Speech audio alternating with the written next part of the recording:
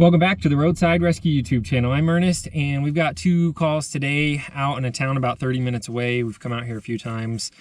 Seems to be where all my customers are who don't live really close to home. But the first one, we've got to verify where the power steering fluid is leaking from. It does have a leak, and it has to be topped off frequently. We also have to check brakes because apparently the steering wheel shakes when they're driving, which is pretty much going to indicate that they're rotors. But I'm going to look everything over and see if they need new pads as well, which they probably do, if the rotors are warped. And then we've got a mirror to put on the passenger side of the car. A tree fell on it like 3 years ago, and the plan has been to put it on. It just hasn't ever happened, so they're going to have me do it when I'm out here today. Then after this, we're going to go verify some brakes that we did a while back. About 3 months ago. The gentleman hasn't driven the car since. We put the brakes on. He said he drove them and they were making some noise, which I'm assuming is just some rust buildup from not driving that car. And then he said the brake felt a little spongy, which we did replace the fluid. So we're going to go ahead and just bleed that again and make sure there's no air in the lines. We'll probably just do a gravity bleed. I've got a little bucket here that I'll just use.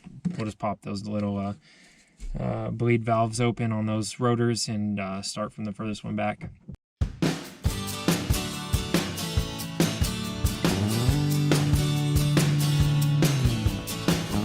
So we just got up here to the first one, and we'll go ahead, check that power steering fluid. We're going to need a light, and we're going to need to get under the car. And then we're going to put that mirror on, and we're going to check those brakes as well. So here we go.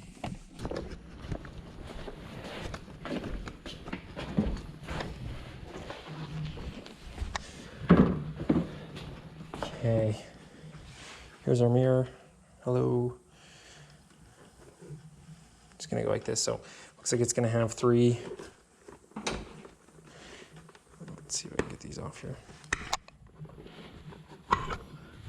Gonna have three nuts holding it in. Probably don't have to do much. And by much, I mean we probably don't have to remove the whole door panel. So this is probably good to go in. With just removing the little speaker here or that little panel in front of this. We'll see though.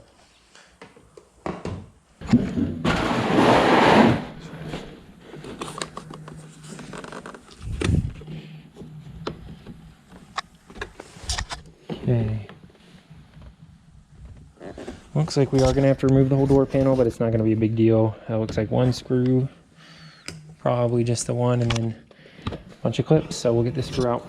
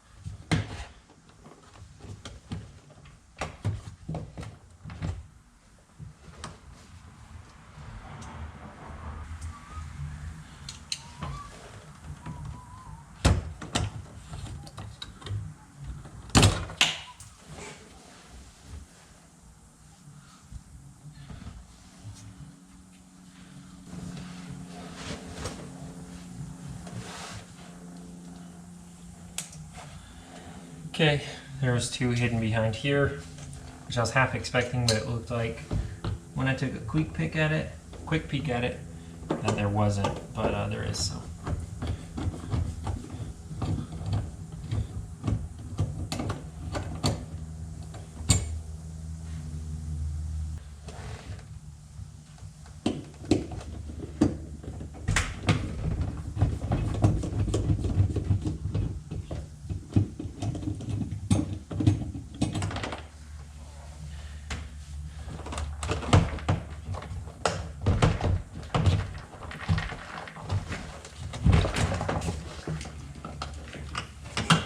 Okay, we don't have to worry about undoing any of this, just let it hang. And then right here's our little problem causer. This just stuck down a lot further and there was a bolt holding it in. The bolt's got a Phillips head, and it looks like about a 12mm, so we'll just use this Phillips head to get it out. I did have one of these fall out of the door when I opened it, so I'll see if I can figure out where the other one goes.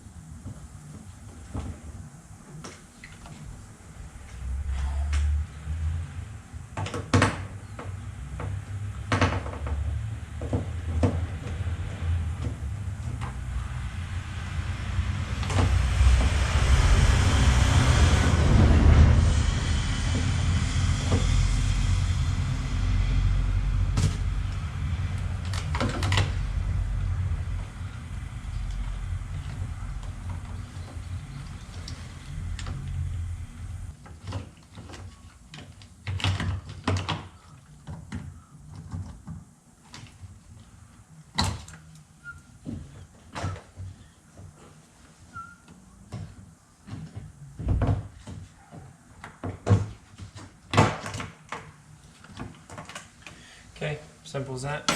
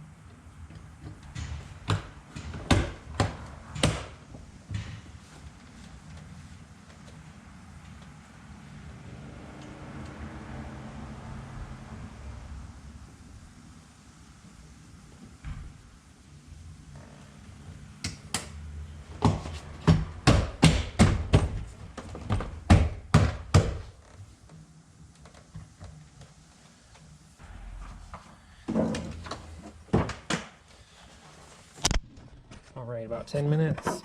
There it is, everything's back in place. Looks good. Here's the nice new mirror. Now we'll go ahead, take a peek at those brakes. I'll probably pull this tire off so I can lay under there. The power steering pump is right there. I will go ahead, pop the hood, and get a good look at everything.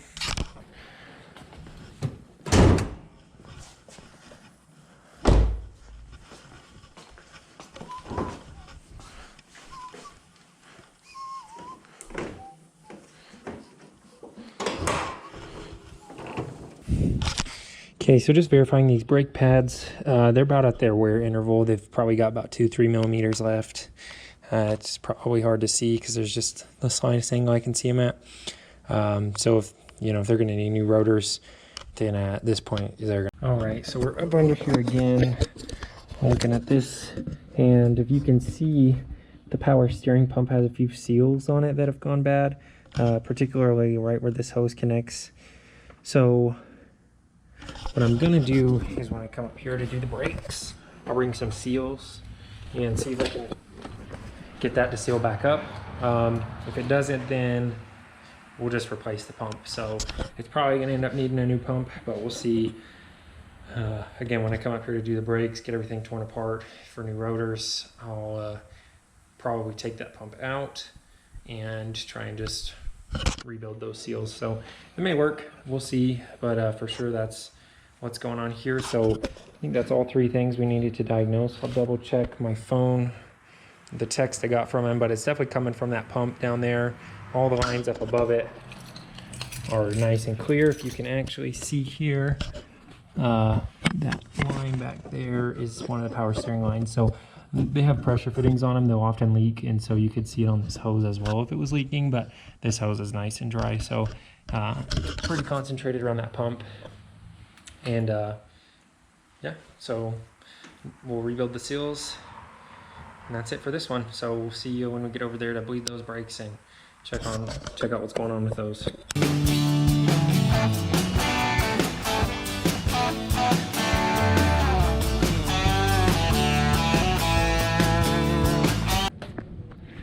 All right, so here we are, just looking at the brakes. Obviously they've sat for a while. If you can see that, let me get my light right here. That's where that noise is going to be coming from. So they're just pretty rusty. I'm going to take it for a spin for them and just get these brakes real nice and hot, try and get all this worn off. But yeah, definitely where that noise is coming from. New rotors and pads on all 4 tires. As for the spongy brakes, could be something related to that as well, but we are going to go ahead and just crack the lines on all these calipers back here. In fact, here I've got my little bleeder bottle going on, just because this is a little bit more portable than anything else, and I'm just gravity bleeding this. I've got it closed right now, but I'm just cracking those lines and looking for any bubbles coming out, and I'll do that to all 4 tires. So should be pretty quick, about 10 minutes, and then I'll take this for a spin and get these brakes real hot by decelerating a few times. In other words, just smashing the brakes a few times from about 50 miles an hour. But I mean, this fluid looks good. I think one bubble came out, but it could just be from around the fitting as well. So yeah, there's this one, and then we'll do the others. So that ought to take care of it.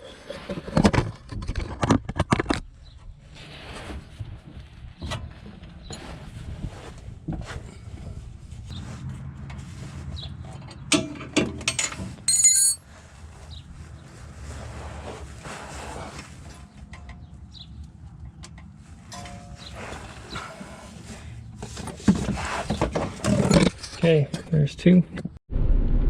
All right, so that'll do it. We just drove that car around. There's still quite a bit of rust on the brakes, and I got them real hot.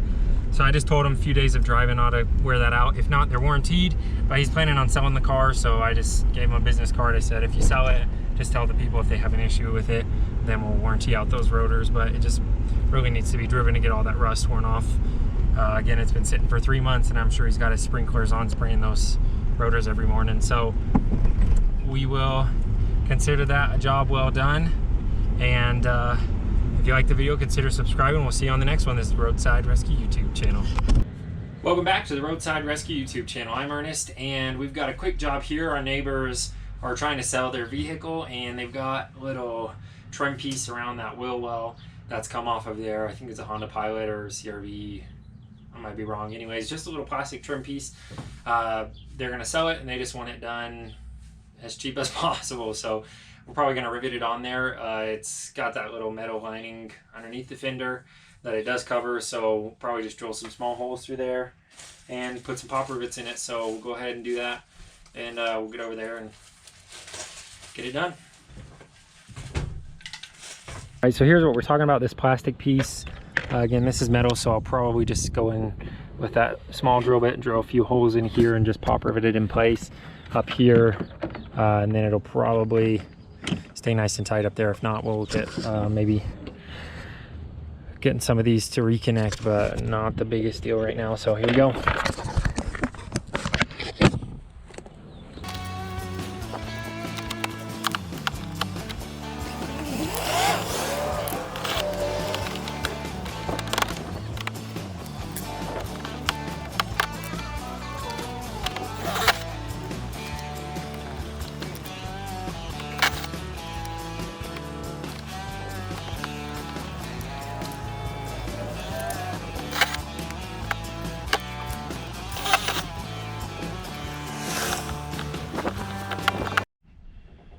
All right, hopefully you could see that. Just got some rivets in it. It looked nice and good. It's really hot out, so the GoPro overheated. And my wife's gonna be surprised when she sees this video. But there's been a few comments, and it's something I've been thinking about for a while, is like mounting the top of this toolbox to the wall. Because I've seen pictures of even toolboxes in machine shops and stuff fall over when all the drawers open up, but apparently somehow when I was out there working, all the drawers in this opened up and this toolbox fell over. But it did very minimal damage, just a little bit of paint scrape in there, and bent. Like one of the slides on one of the drawers got a little bent, but I managed to bend it back in place. It doesn't flow super smooth, but I can pull it out and push it back in easy. But that was a little sketchy, so probably next thing on the list to do is to get the top of that toolbox bolted to the side as well, which is, again, something I've been thinking about. But anyways, that's the Roadside Rescue YouTube channel. I'm Ernest. Consider subscribing if you like the video. We'll see you on the next one.